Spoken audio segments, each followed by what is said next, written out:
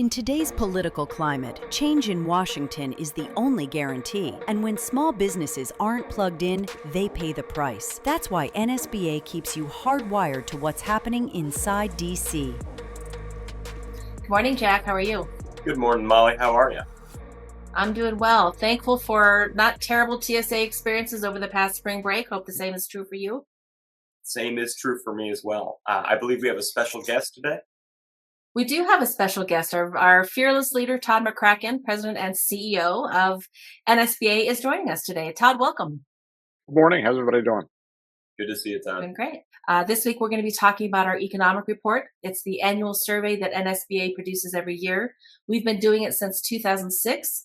We've got some great data to share with you all. And when I say great, I should measure that a little bit. Only about a third are expecting overall U.S. economic expansion. And the number of small businesses relying on external financing is really pretty low. And I think that tells a really interesting story. Todd, can you talk to us a little bit about what the financing is telling us?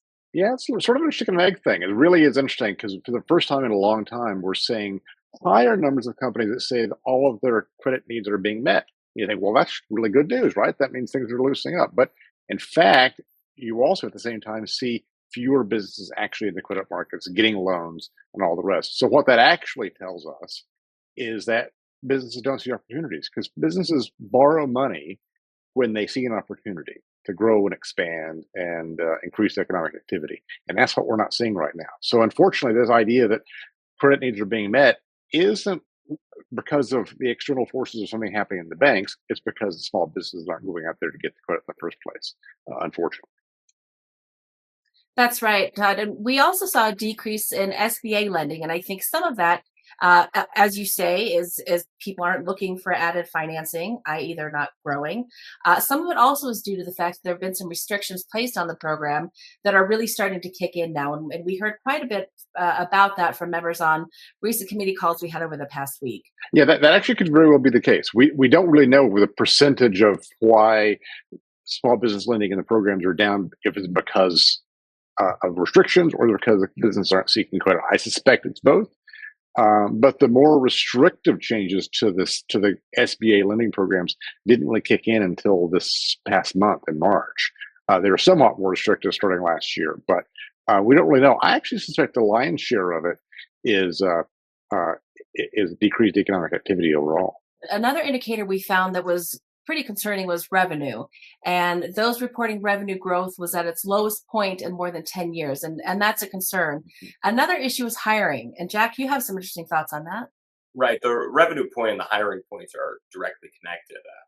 Just about 18%, it says in the survey of small business owners report that they hired in the past year, while 21% say they reduced their workforce. So that's a net deficit we're looking at. Furthermore, anticipated hiring remains stagnant, which is probably the more worrying part of this. More than half of small business owners do not plan to hire in the coming year.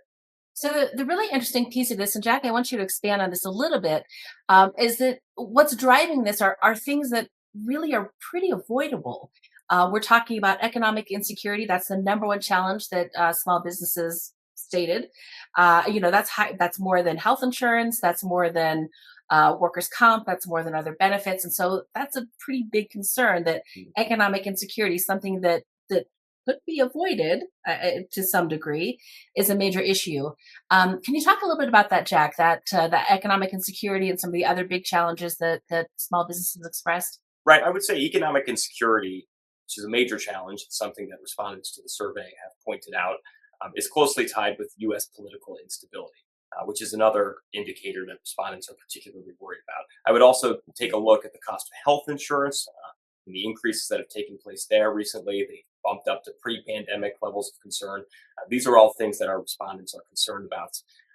Really what it comes down to is that small businesses, our members, they want Congress and the administration to essentially work through the partisan gridlock and get together on policies that actually drive meaningful differences. This indicator, specifically that desire to end partisan gridlock, jumps significantly over the past year and is currently the highest it's been since we began asking the question back in 2012. Yeah, that's a really good point, Jack. Fortunately, we have somebody who's been around for a while, and I'm going to be very careful not to call him a dinosaur, as my kids love to do to me. But Todd, you've been here since the early 90s. Talk to us a little bit how politics on the Hill has changed. And, Jack's talking about how some of this is avoidable, as have I. Talk to us about that. Yeah, I'm not going to correct you, Molly, and say it's actually the late '80s, but it is late '80s. But So, yeah, the reality is partisanship, of course, has always been a big piece of the American political scene, right? I mean, it's not that is not new, but the degree to which it drives everything now, I think, is relatively new, and we've seen it increasing really over the last, I would say, 25 years, especially, but the last few years acutely.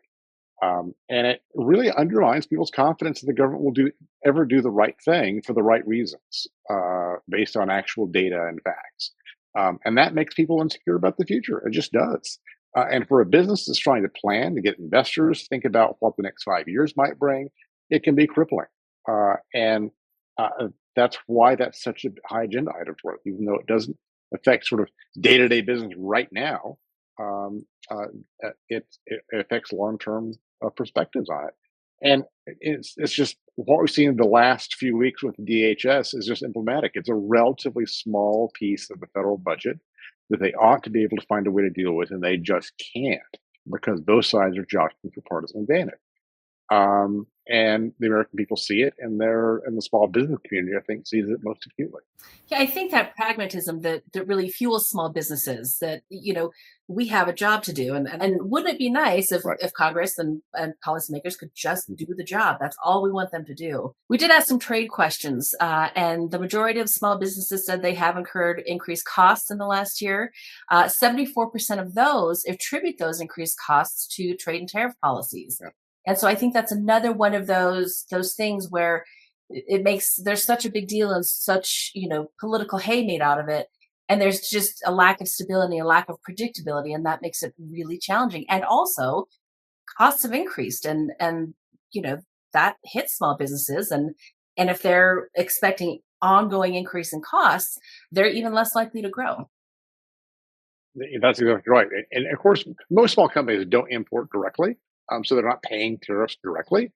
Um, but most of them have inputs that are affected by the tariffs, and they see it. And I was really struck by the numbers actually in the survey, how few companies said that they actually were benefited by the tariff. I actually thought it would be somewhat higher. I didn't think it would be most by any stretch of the imagination, but I thought few more companies would say the tariffs were a good thing for protecting American companies. That simply wasn't the case in the survey. The tariffs were quite unpopular. That's right. It was just 3% who said that they had been helped, and the majority of small businesses actually said that they believe the direction of trade and tariff policies currently is going in the wrong direction. So it's, like you said, very unpopular. That historical perspective is really important, and I appreciate you taking the time to do that, and also to talk through the economic report. This is always an exciting time of year for us.